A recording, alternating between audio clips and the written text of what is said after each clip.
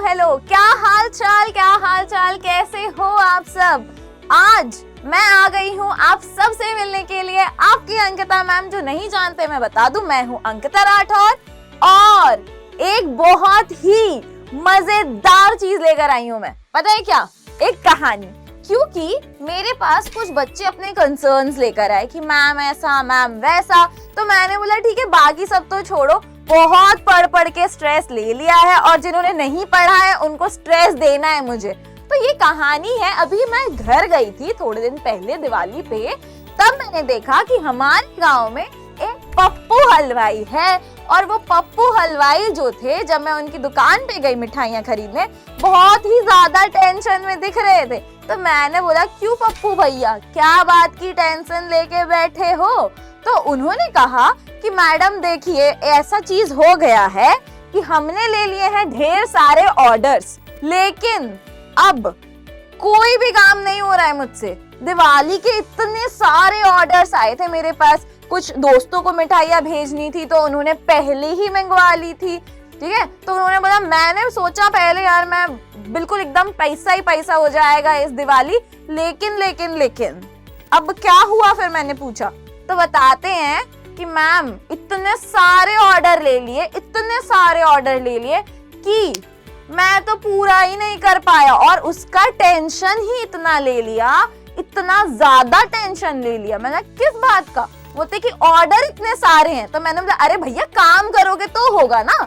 तो वैसे ही ये जो स्टोरी थी, इससे मेरे दिमाग में एक आइडिया आया और मैंने रिलेट किया मेरे नन्हे मुन्ने प्यारे प्यारे बच्चों के जो भी क्वेरीज आ रही थी उन्हें।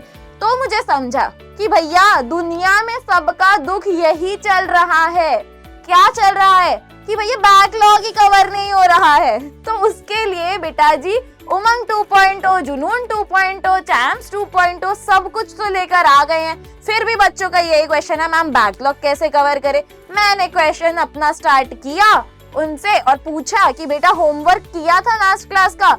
पहली स्लाइड हो, दूसरी स्लाइड हो, सीधे यही, मैम बैकलॉग कैसे कवर करे। पिछला क्लास का होमवर्क तो नहीं हुआ क्योंकि पिछली क्लास देखी ही नहीं थी। मतलब पिछली क्लास क्यों नहीं देखी?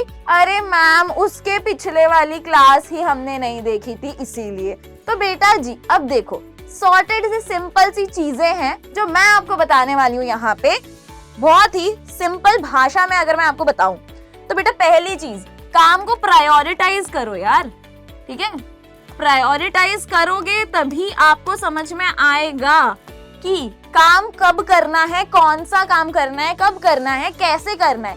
वरना आपका हाल हो जाएगा पप्पू भैया की तरह और सारे ऑर्डर्स निकल जाएंगे, वैसे ही आपका सारी पढ़ाई रह जाएगी, बैकलॉग रह जाएगा और जो भी नंबर आएंगे, अंक आएंगे बहुत ही बढ़िया से, एकदम गोल मटोल 0, ठीक है। तो ये नहीं चाहिए हमें पेपर में। अब ये नहीं चाहिए तो क्या करना पड़ेगा बेटा?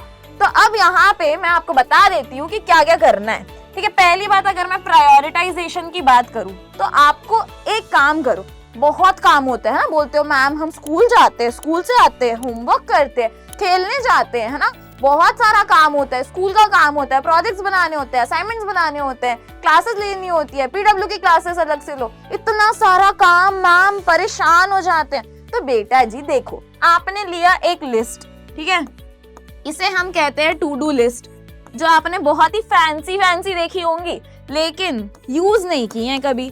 तो बेटा जी ये जो टू डू लिस्ट है ना, इसको यूज करना शुरू करो, ठीक है। कैसे करोगे? तो यहाँ पे आपने नोट डाउन कर लिया, सब्जी लानी है, मम्मी ने कहा है सब्जी लेकर आओ। दूसरी बात आपने बोला कि हमें होमवर्क मिला है, स्कूल का होमवर्क है। फिर आपने कहा कि मैडम पीडब्ल्यू की क्लास भी तो अटेंड करनी है हमें।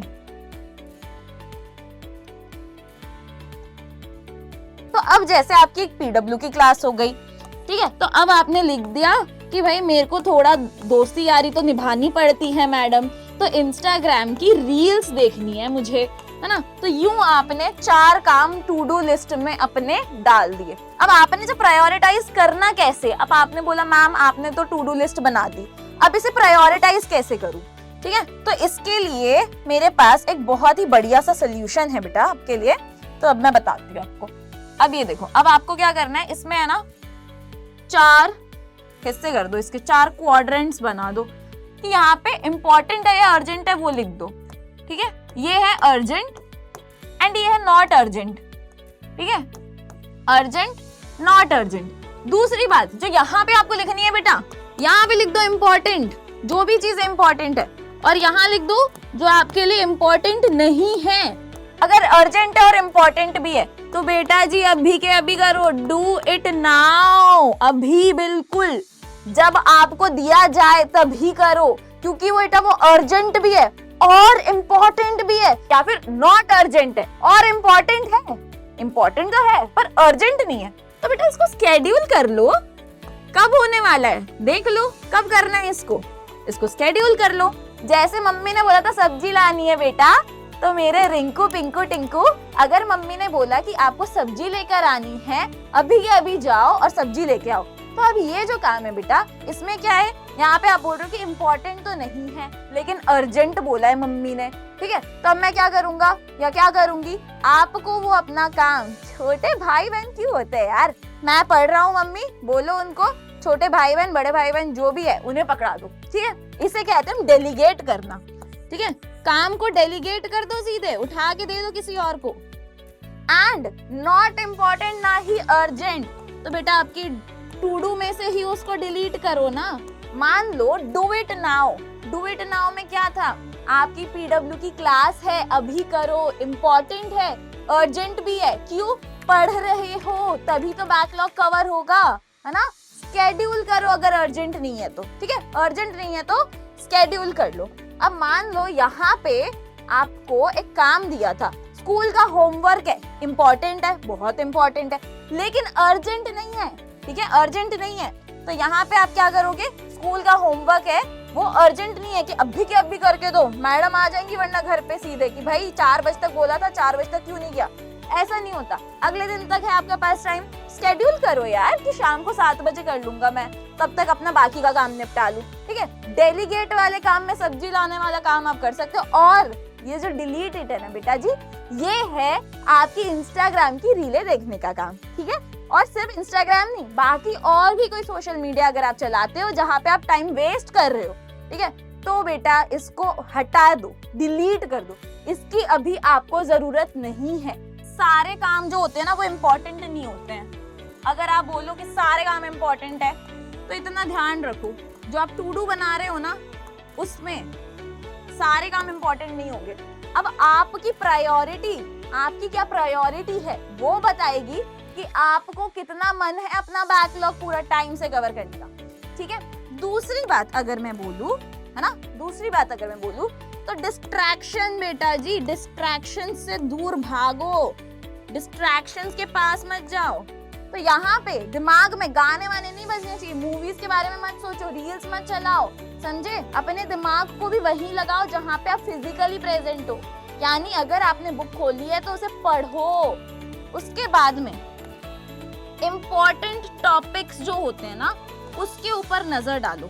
ठीक है, तो देखो सिंपल सी बात है, मैं नहीं बोल रही हूँ कि आप मेरे सारे लेक्चर आओ, सारे लेक्चर देखो, एक एक करके 1.5 घंटा 2 घंटा लगाओ, सारे लेक्चर देखो, जरूरी नहीं है। मेरे को थोड़ा बहुत फोटोसिंथेसिस का टॉपिक आता है, लेकिन लेकिन लेकिन रेस्पिरेशन को मेरे को समझ में नहीं आएगा अगर मैंने कहीं से भी पढ़ा, पर अंकिता मैम पढ़ाती है तो समझ में आता है। तो आओ सबसे पहले रेस्पिरेशन देखो, फोटोसिंथेसिस बाद में देख लेना, ऐसे प्रायोरिटाइज करो अपने वीडियोस को। ठीक है, जो आपको लग रहा है कि आपको सबसे ज्यादा डाउटफुल टॉपिक है या आपको नहीं समझ में आ रहा है, वो टॉपिक पहले देखो, वो टॉपिक्स पहले कवर करो। इससे क्या होगा, अगर एग्जाम में आता भी है कि फोटोसिंथेसिस के बारे में लिखो, तो बेटा फोटोसिंथेसिस तो आपको थोड़ा बहुत आइडिया है तो आप खुद लिख सकते हो, लेकिन रेस्पिरेशन के बारे में पूछ लिया, एरोबिक क्या है, एनारोबिक क्या है, पूछ लिया, तो कैसे लिखोगे। सबसे पहली बात, जो इम्पोर्टेंट टॉपिक्स है उसे पहले कवर करो, जो भी डिस्ट्रैक्शन है एकदम दिमाग से हटा दो। ठीक है,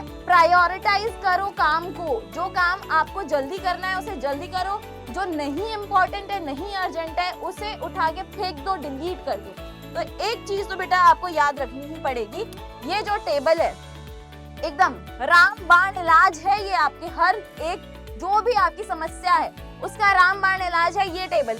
इसको फॉलो कर लिया तो लाइफ झिंगा लाला। क्लियर है, थैंक यू एवरीवन। इससे अलावा भी अब मुझे आपको बताना है एक और चीज।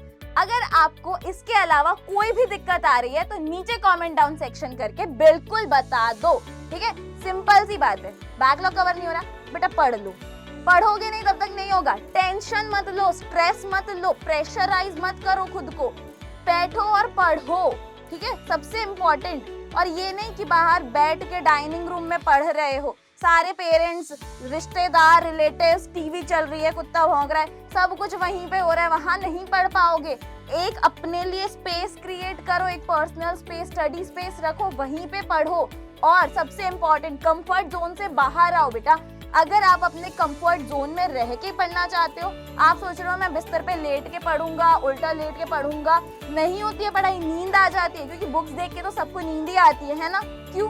तो यहाँ पे आपको क्या करना है, थोड़ा सा मेहनत तो करनी पड़ेगी। अगर आपको लाइफ में कहीं पहुंचना है, कुछ अचीव करना है, क्लास में टॉप करना है, अरे बैकलॉग ही कवर करना है, तो भी आपको अपने कंफर्ट जोन से बाहर निकलना पड़ेगा। बहुत बहुत बहुत ज्यादा इंपॉर्टेंट है। मुझे ये बता दो कि इनमें से कौन सी चीज आप फॉलो करने वाले हो अपनी लाइफ में। Till then take care,